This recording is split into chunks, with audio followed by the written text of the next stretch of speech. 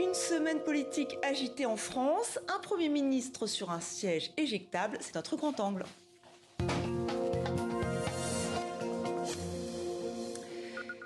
Encore une semaine mouvementée en France, démission du gouvernement lundi, nomination d'un nouveau Premier ministre mardi, mouvement de contestation mercredi, ce n'est pas fini, une instabilité politique qui coûte cher. Alors comment est-elle perçue en Belgique, au Canada et en France évidemment? Décryptage avec nos invités. Frédéric Arnoux, bonsoir. Bonsoir. Vous êtes correspondant en Europe pour Radio-Canada. Pascal Delvit en direct de Bruxelles, bonsoir. Vous êtes professeur de Sciences Po à l'ULB. Merci d'être avec nous. Et enfin Perrine Tarnot, directrice de l'information de Public Sénat. Bonsoir, bienvenue. Bonsoir. Perrine. Alors, semaine mouvementée, je le disais, est-ce que ça a été suivi de près au Canada, Frédéric Arnoux? Ben quand même pas mal, pour plusieurs raisons. D'abord, il y a évidemment cette proximité linguistique culturelle. Bon, on a une grosse diaspora française aussi, notamment à Montréal. On appelle d'ailleurs le quartier le Plateau, en fait, le 21e arrondissement français. Il y a aussi cet intérêt, parce que, bon, encore une fois, c'est une rentrée chaude, il y a beaucoup de manifs, et on se dit toujours, bon, encore de quoi se plaignent les Français. Et puis, troisième chose, on voit que c'est un système différent aussi. Nous, on a un système de monarchie parlementaire. Donc on a un Premier ministre, mais on a notre chef d'État qui est le roi d'Angleterre, et on a le gouverneur général qui pilote un peu tout ça en fait à distance. Et nous, quand on voit qu'ici il y a un gouvernement qui tombe sur un vote de confiance, en général chez nous, ça veut dire que le Premier ministre, il va voir le gouverneur général, il dit excusez-moi, je ne peux pas gérer ça, donc il faut déclencher des élections. Alors qu'ici, il y a une prérogative présidentielle qui fait qu'on peut faire durer le plaisir. Et donc ça, c'est ça qui fascine un peu cette différence. Oui, le plaisir pour certains, c'est peut-être plus maso, mais c'est sûr qu'il y a quand même cette différence intéressante qui interpelle les Québécois et les Canadiens en général. Alors, est-ce que ça interpelle aussi les Belges? On parle beaucoup de la Belgique en ce moment en France, parce que vous aussi, vous avez eu des petits... Enfin, ça a été parfois très long de trouver des gouvernements, mais vous connaissez bien l'exercice de la coalition, et a priori, coalition, ce n'est pas vraiment français. Oui, on connaît bien l'exercice de la coalition, et par ailleurs, les Belges, et singulièrement, bien évidemment, les Belges francophones, suivent beaucoup la vie politique française. Et comme au Canada, on a une très grande communauté française en Belgique, singulièrement à Bruxelles. Donc oui, il y a beaucoup d'attention pour ce qui se passe. Alors, beaucoup d'attention, évidemment. Alors, Perrine Tarnot, on va revenir sur Sébastien Lecornu, nouveau Premier ministre. Alors, il n'a pas... Alors, l'homme de la situation, peut-être, mais les Français pas très convaincus. Les sondages, déjà, le sondage, quand il a été nommé, c'était 7 Français sur 10 pas satisfaits. C'était Odoxa Backbone pour Le Figaro. Et là, aujourd'hui, 16% d'opinion favorable, selon l'étude Ipsos BVA pour la Tribune dimanche. Est-ce que ça vous surprend ou pas? Est-ce que... Surprendre, non, on peut dire qu'effectivement, il part pas très bien, Sébastien Lecornu, d'une part parce qu'il n'est pas très connu du grand public français. Il est certes ministre d'Emmanuel Macron depuis 7 ans, mais il est relativement discret, et donc peu de Français savent d'une part à quoi il ressemble, ce qu'il pense. Même s'il a été ministre etc. des Armées, qu'il s'est quand même oui, un petit mais peu, c'était un ministre des Armées extrêmement discret. C'était le ministre de la Grande Muette, comme on appelle l'armée en France, et il était extrêmement discret. Ensuite, les Français sont assez dubitatifs parce qu'il est très proche d'Emmanuel Macron, et donc ils ont l'impression qu'en fait, aucune leçon n'a été tirée des élections législatives de 2022.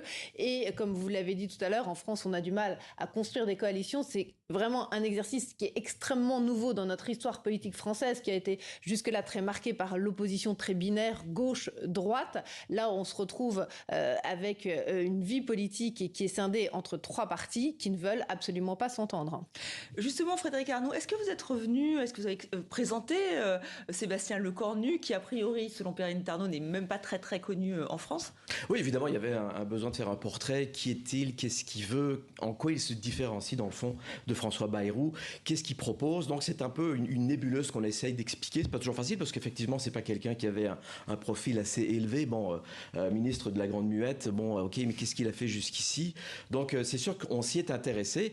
Après, on va voir jusqu'à quel point il va être capable de former quelque chose, et quelque chose qui dure aussi dans le temps, parce qu'avec l'opposition actuelle en France, c'est un peu compliqué. Là. Alors, il a voulu marquer sa différence avec son prédécesseur. On va l'écouter, c'était lors de la passation de pouvoir, justement, avec François Bayrou. Il va falloir aussi changer, être sûrement plus créatif, parfois plus technique, plus sérieux dans la manière de travailler avec nos oppositions. J'aurai l'occasion d'y revenir, on vient d'en parler très longuement tous les deux. Mais je le dis aussi, il va falloir des ruptures. Et pas que sur la forme, et pas que dans la méthode, des ruptures aussi sur le fond.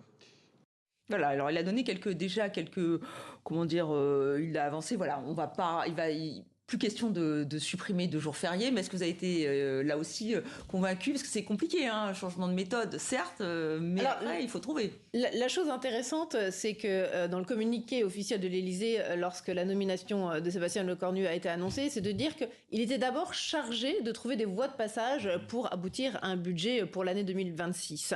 Donc la première chose qu'il fait, c'est de rencontrer d'une part les partenaires sociaux, puis effectivement les différents partis politiques, avant même de former un gouvernement. Donc la première tâche de Sébastien Lecornu, c'est de voir s'il y a une voie de passage finalement au Parlement, avec la majorité actuelle à l'Assemblée nationale, qui est une majorité très relative pour le grand socle commun tel qu'on l'appelle.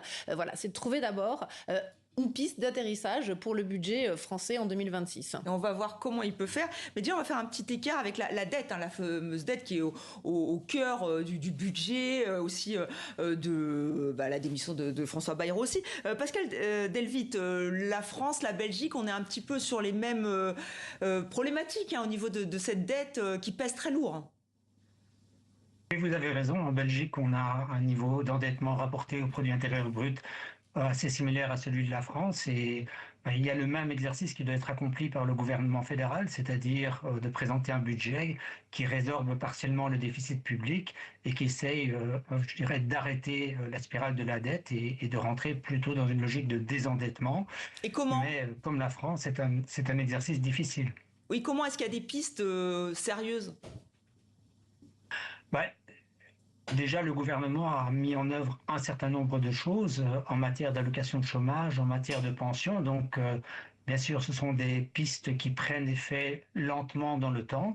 Et puis, il va y avoir un screening des dépenses publiques et éviter autant que faire se peut, je dirais, d'augmenter certains budgets. Mais néanmoins, c'est compliqué parce que, comme partout ailleurs en Europe, le budget de la défense augmente. Et donc, il faut aussi compenser cette augmentation du budget de la défense dans le chef du gouvernement belge. Alors, une problématique européenne, mais pas seulement. Au Canada aussi, c'est une question qui revient. Mais effectivement, ici, vous êtes à 114%, je pense, du PIB au niveau de la dette. Chez nous, selon certains chiffres, on est à 112, mais si on regarde la dette nette, c'est beaucoup moins.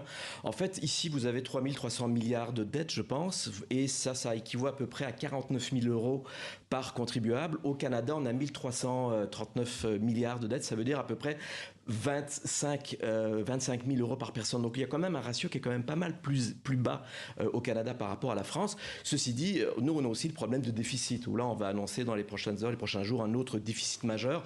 Alors la dette est un peu mise de côté chez nous. On n'a pas encore cette idée il faut absolument avoir l'objectif de diminuer cette dette. Donc on est plus en train de gérer les déficits, notamment à cause de tout ce qui se passe avec notre voisin à côté, qui nous impose des tarifs douaniers absolument écrasant pour l'économie canadienne. Donc la dette, on en parle, mais beaucoup moins qu'en France, je vous dirais pour l'instant. Et c'est vrai que François Bayrou en a beaucoup parlé. Certains lui reprochaient d'être alarmiste.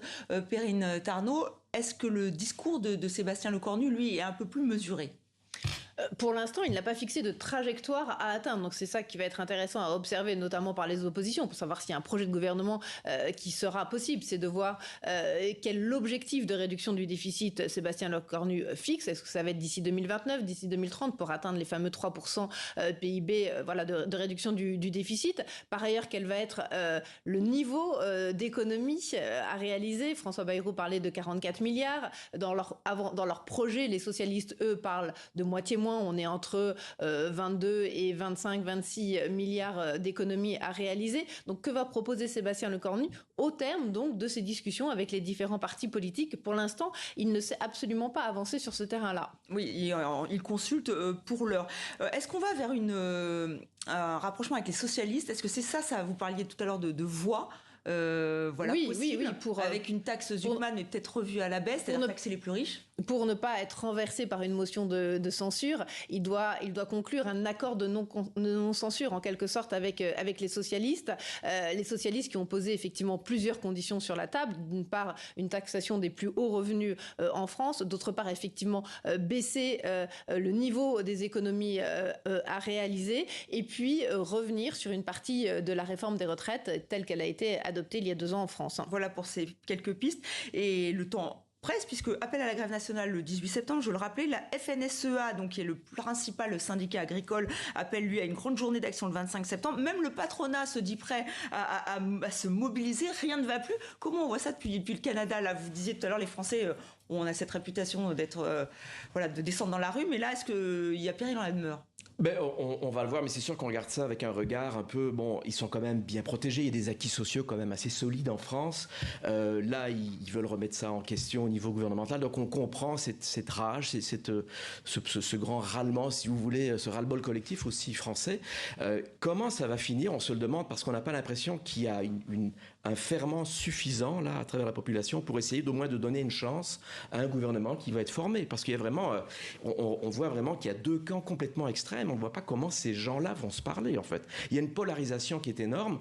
Et j'étais dans la rue cette semaine pour suivre justement ce qui se passait avec le 10 septembre. Et ce qu'on entendait beaucoup, c'est tous ces politiciens, ils ne veulent rien régler, ils ne sont là que pour eux-mêmes.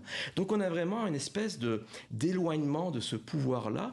On ne comprend pas ce qui se passe. Et en attendant, mais il y a des gens qui ont beaucoup de difficultés à joindre les deux bouts. Les fins de mois sont difficiles pour certains. Donc il y a une déconnexion énorme. Ça, on l'a vraiment ressenti. Et les Français du Canada ont lu et ont vu ce qu'on faisait là-dessus. Et ils comprennent ça. Ils comprennent exactement cette distanciation qui est problématique actuellement en France. Pascal Delvit, est-ce que vous constatez là aussi cette polarisation, cette distorsion? Alors en France, on vient de le dire, mais est-ce que c'est la même chose en Belgique finalement? Oui, il y a une forme d'exacerbation de polarisation importante en Belgique aussi. Néanmoins, il y a quelques différences. La première, c'est que maintenant, on a un gouvernement relativement stable. C'est un gouvernement des droites et donc sa philosophie d'action est plus claire. C'est une philosophie de diminution des dépenses publiques. Et par ailleurs, en Belgique, par rapport à la France, les corps intermédiaires sont quand même plus importants. Le monde patronal, le monde syndical, même s'ils se sont affaiblis dans le temps, ce sont encore des partenaires sociaux qui discutent entre eux, qui ont l'écoute du gouvernement, et donc ça facilite aussi les démarches et ça prémunit d'un certain nombre d'actions et de mouvements sociaux. Pas tous, bien évidemment, mais un certain nombre. Perrine, on va terminer avec cette question. Si Sébastien Lecornu échoue, alors il n'a peut-être pas beaucoup de temps devant lui, ça sera quoi alors? Ça sera la dissolution? On dit beaucoup que c'est un peu la dernière cartouche d'Emmanuel Macron, Sébastien Lecornu. Donc après, est-ce que le chef de l'État, il a deux possibilités, hein. Il peut encore nommer un nouveau Premier ministre, mais on va retomber dans les mêmes impossibilités de trouver des majorités à l'Assemblée nationale. Donc il a encore la cartouche de la dissolution, de nouvelles élections législatives, ce qui peut être problématique parce que je vous rappelle qu'en France, il va y avoir des élections municipales qui sont importantes au mois de mars 2026. Et donc là, s'il y a des législatives à la fin de l'année, tout ça va un peu se télescoper et c'est pas évident à gérer en termes d'agenda politique. Merci à vous trois d'avoir participé à ce grand angle. Nul doute qu'on va revenir sur ces questions dans les semaines, les jours qui viennent. Et bien, merci pour ces regards croisés francophones depuis Bruxelles, depuis le Canada. Et merci à vous. Merci. Perrine. Merci.